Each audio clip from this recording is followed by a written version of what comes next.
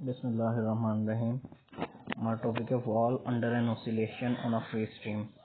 ये बिल्कुल अपोजिट है जैसे हमने वो स्टोक्स सेकंड प्रॉब्लम किया ना, उसका अपोजिशन है। वहाँ पर क्या होता था कि बाउंड्री पे फ्लूइड जो ऑसिलेशन हो रही होती थी। अब यहाँ पर जो ऑसिलेशन फ्लूइड की हो रही है ना फ्री स्ट्रीम, यानी फार फ्रॉम द बाउंड्री जो ऑसिलेशन हो रही होगी। तो चलो हम डिफाइन करते हैं सबसे पहले प्रॉब्लम को। क्या है जी, कंसीडर कर लेते हैं एक स्टेशनरी सॉलिड वॉल है जिसे प्लेस किया गया है on x axis in a fluid stream में अबव द एक्स एक्सिस। जो फ्लूइड स्ट्रीम है वो अबव द एक्स एक्सिस है। एक्स एक्सिस पे एक स्टेशनरी वॉल को प्लेस किया गया है and fluid far from the stationary wall, यानी ये जो स्टेशनरी वॉल है इससे दूर जो है ना फ्लूइड वो क्या कर रहा है एंड ओसिलेट कर रहा है in a regular manner mean that its velocity and pressure changes periodically over a time.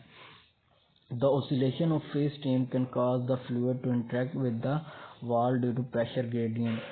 यानी जो बाउंड्री पे दूर कहीं वो हो रही है ऑसिलेशन, उसकी वजह से क्या होगा कि वो प्रेशर ग्रेडियंट हमारे पास एक जनरेट होगा, जिसकी वजह से वो क्या करेगा, जो यानी फ्री स्ट्रीम पर ऑसिलेशन की वजह से कि जो होगी ना, उसकी वजह से जो फ्लूइड है ना वो काज बनेगा, उसकी वजह बनेगा कि वो वाल के साथ, यानी जो एक्स एक्सिस पे वाल है उसके साथ इंटरेक्ट करे ड्यू टू प्रेशर ग्रेडियंट की वजह से। और इस रफ प्रोसेस को फिगर में दिखाया भी गया है कि देखें फार फ्रॉम द बाउंड्री यानी y is equal to infinity पे क्या हो रही है, ऑसिलेशन हो रही है, जिसे a sin ओमेगा t से डिनोट किया गया है। और इस ऑसिलेशन का जो इफेक्ट है ड्यू टू प्रेशर ग्रेडियंट की वजह से वो वाल के ऊपर हम चेक करेंगे और इसमें वेलोसिटी डिस्ट्रीब्यूशन इस रीजन में फाइंड करने की कोशिश करेंगे जहाँ तक इसका इफेक्ट है। तो फ्लोज ऑप्शन में हमारे पास ये इनकम्प्रेसिबल फ्लूइड होगा, अनस्टेडी हमारे पास यानी ये होगा फ्लो, और विस्कस फ्लो होगा कांस्टेंट यानी विस्कोसिटी होगी। लैमिनर फ्लो होगा, ये भी बॉडी फोर्स जो है एब्सेंस होगी और flow in x y plane होगा। प्रेशर फोर्स होगी अलोंग एक्स डायरेक्शन, और जबकि हमारे पास flow only in x direction होगा, मतलब वी और डब्ल्यू वाला कंपोनेंट जो है वेलोसिटी का जीरो होगा। दो इक्वेशन इस पे लगेंगे, कॉन्टिन्यूटी इक्वेशन और मोमेंटम इक्वेशन। तो देखें वेलोसिटी डिस्ट्रीब्यूशन हमने फाइंड करनी होगी फ्लो फील्ड में।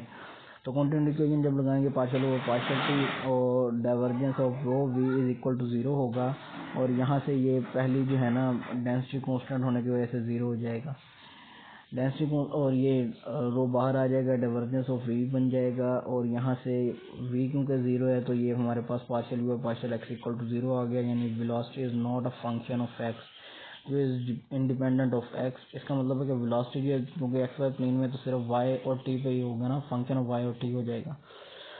मोमेंटम इक्वेशन अप्लाई करेंगे एक्स कंपोनेंट उसका, तो पार्शियल यू और partial t plus partial u और partial x plus partial u और पार्शियल वाई वी भी मल्टीप्लाई हो रहा होगा, rho g x minus partial p over partial x plus mu partial का square u by partial x square plus partial का square u partial y square. अब यहाँ से आप जरा गौर से देखें कि कॉन्टिन्यूटी इक्वेशन से ये पार्शियल यू और partial x zero, v equal to zero, तो इसके साथ ये वाली टर्म भी जीरो हो जाएगी, पार्शियल यू पार्शियल वाई।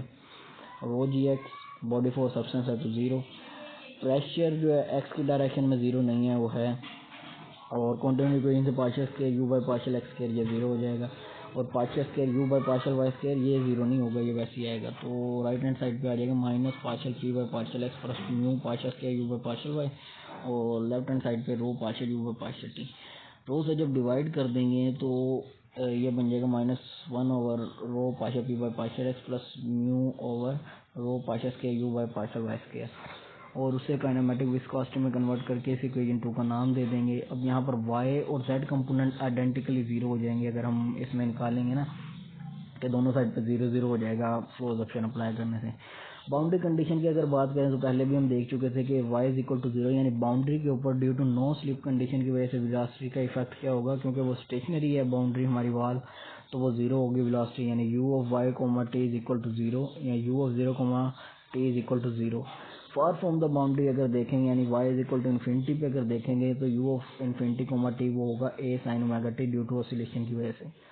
अब हम फर्ज कर लेते हैं जो इक्वेशन 2 है ना उसका सोल्यूशन हम इसे मान लेते हैं u is equal to u hat plus a sin omega t। हम इसमें से असल में प्रेशर को एलिमिनेट करके ना स्टोक्स सेकंड प्रॉब्लम बना देंगे और इसी का सोल्यूशन हम यूज कर लेंगे।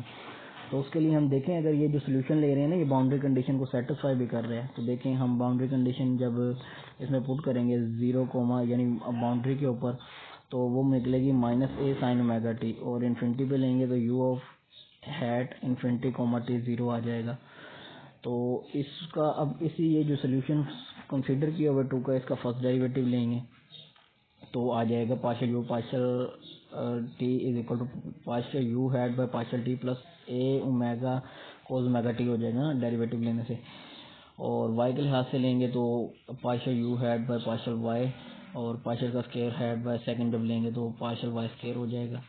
और क्योंकि साइन ओमेगा t में y तो है नहीं, वो 0 हो जाना था ना।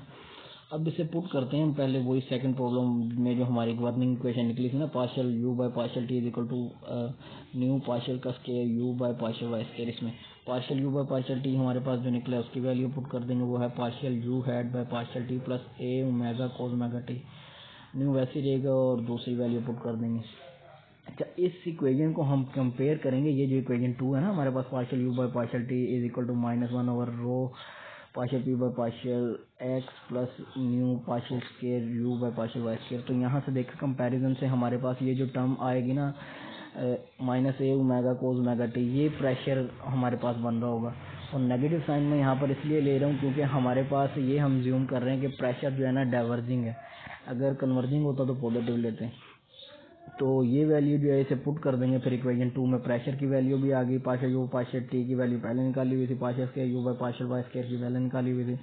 इनको जब पुट करेंगे तो a omega cos omega t से दोनों तरफ कैंसिल आउट हो जाएगा और हमारे पास आ जाएगा partial u head by partial t is equal to nu partial square u head by partial y square.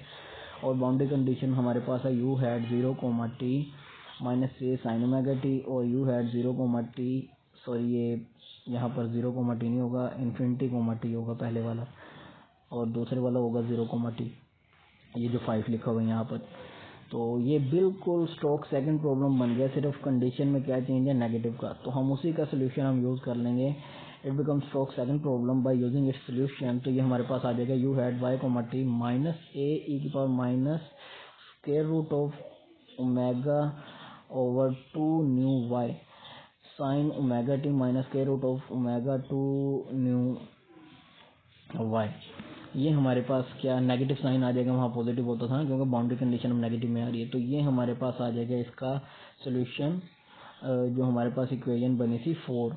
अब इसको इक्वेशन 3 में पुट करेंगे ना, जो हमारा असल सोल्यूशन है वो ये है, u is equal to u hat plus a sine omega t. इस पर जब पुट करेंगे तो हमारे पास u y comma t minus a e की power minus omega 2 nu y sine omega t minus square root of omega 2 nu y plus a sine omega t. ये equation 6 जो है ये हमारे पास velocity distribution of fluid induced by free stream.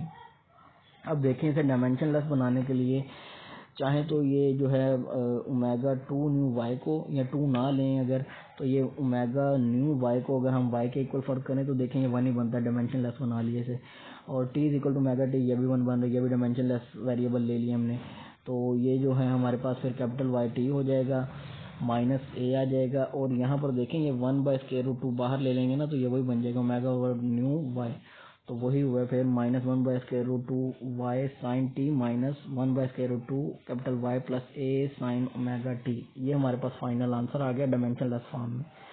अच्छा, अब यहाँ पर देखें इसी को इक्वेशन जो हमारा आंसर आया है, पीछे वाले में देखते हैं पता चल जाता हमने, क्योंकि डायमेंशन लेस में नहीं अगर बाउंड्री कंडीशन को किया तो देखें अगर y हमारा जो है ना यहाँ पर देखें इक्वेशन 6 में इन्फिनिटी को जा रहा है तो यहाँ पर e raise to the power minus infinity 0 होता है और ये टोटल 0 हो जाएगा, तो a साइन ओमेगा टी आ गया। इसका मतलब कि हमारे पास far from the boundary oscillation हो रही है ना, वही बात जो हमने सपोज की थी। और दूसरा देखें अगर y इक्वल टू 0 रखते हैं raise to the power minus, ये 0 हो जाएगा, माइनस समथिंग ये 0 हो जाएगा ना, y 0 होने की वजह से ये 1 हो जाएगा, सॉरी वो 0 बनेगा और e की पावर 0 1 बन जाएगा ना, और यहाँ पर y वाली टर्म 0 हो जाएगी तो साइन ओमेगा टी आ जाएगा, minus a sine omega T बनेगा और plus a sine omega T, तो ये 0 और अब बाउंड्री देखें ये 0 भी हो रहा है तो ये भी मिल गया। और बिटवीन बाउंड्री किसी भी पॉइंट पे अगर हम निकालना चाहते हैं वो पॉइंट इसमें पुट करेंगे तो हमें मिलता जाएगा फ्लो फील्ड के अंदर उसकी वेलोसिटी। तो ये हमारा था टॉपिक। ओके जी, अल्लाह हाफिज़।